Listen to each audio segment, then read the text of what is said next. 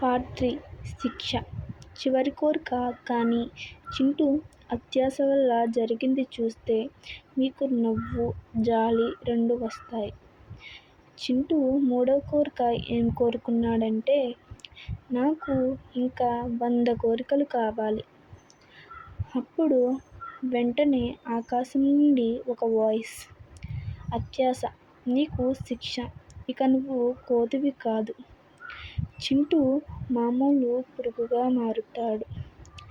అప్పుడు తనని చూసి మిగతా కోతులు నవ్వుతాయి.